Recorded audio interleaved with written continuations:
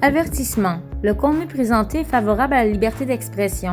Les propos tenus sont d'origine personnelle et ne doivent en aucun cas être attribués à cette chaîne. Bon visionnement.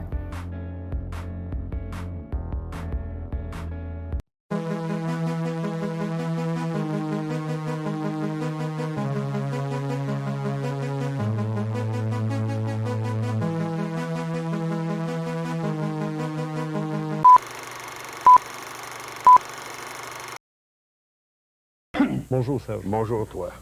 Alors, journaliste international, je vous présente parce qu'il y a peut-être des gens qui ne vous ont pas vu il y a 2 semaines. Toujours. On avait parlé l'autre fois de... Il est minuit moins 15 secondes à Ottawa. Ouais.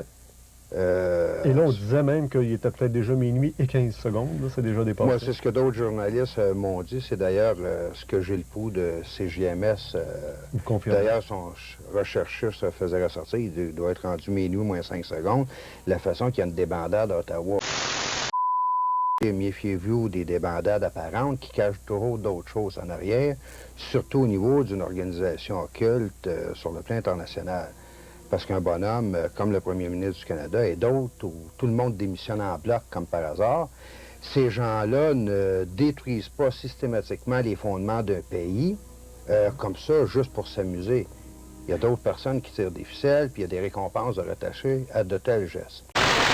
La franc-maçonnerie réelle, qui part de 1776 avec le groupe des Illuminati en Bavière. Il faut dire en partant, je fais une parenthèse, que le groupe des Illuminati en Bavière, c'est eux qui avaient comme élèves à cette époque-là et qui ont financé Diderot, Voltaire, Jean-Jacques Rousseau et qui ont mis sur pied la Révolution de 1789. La Révolution française. La Révolution française avait pour devise liberté, égalité, fraternité. Oui, mais les mots liberté, égalité, fraternité ont été d'abord pensés dans les loges maçonniques. Exact. Ils ne sont pas sortis comme ça du jour au lendemain de quelque individu. Et la Charte des droits de l'homme qu'on retrouve à l'heure actuelle sur la planète et qu'on retrouve aussi au niveau des Nations Unies est une charte qui a été pensée par les francs-maçons dans les loges maçonniques au 19e siècle.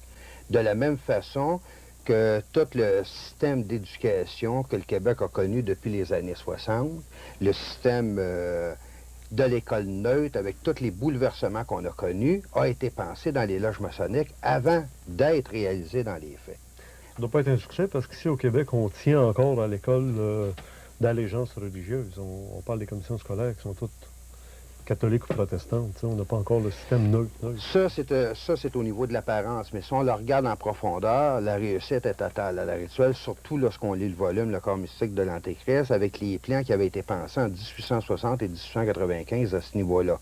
D'ailleurs, tout le mouvement, j'ai absolument rien par rapport au mouvement de libération de la femme est égale de l'homme, ça, il n'y a pas de problème là-dessus, sur le plan humain, on le sait. Mais il faut dire que tout le mouvement de libération de la femme, le mouvement au niveau de l'éclatement de la famille, les droits de l'enfant, c'est des choses qui ont déjà été pensées dans les loges maçonniques avant d'arriver dans les sociétés. C'est pas des choses qui ont poussé comme un champignon en pleine nuit. Ouais. Ouais. Mais revenons pour continuer aux Illuminati, à la franc-maçonnerie, dans sa réalité, qu'est-ce que c'est? La franc-maçonnerie est avant tout, et ça va peut-être surprendre des gens, c'est une organisation religieuse. C'est une église. Il se considère comme tel, il se considère comme la nouvelle église, comme étant la seule ayant droit d'existence sur la planète. C'est une église fondée sur les écrits qui ont fait, en fin de compte, sortir par Jean-Jacques Rousseau à cette époque-là, c'est-à-dire au niveau de l'homme naturel. L'homme naturel par rapport à la nature, à ce moment-là, on ne reconnaît pas la famille, il faut faire éclater la famille.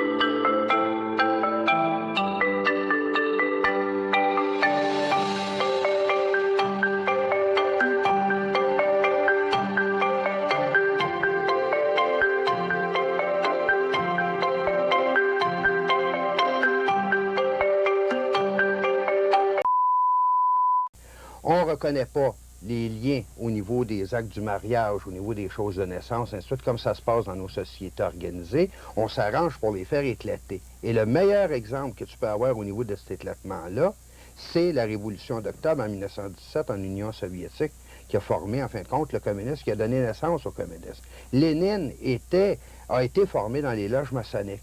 Il y en a plusieurs qui vont sûrement être surpris, mais la plupart des écrits que Lénine a sortis, il les a pris à partir des loges maçonniques, ils les ont appliqués sur un plan politique, sur un plan matériel en Union soviétique pour une épuration complète de la population.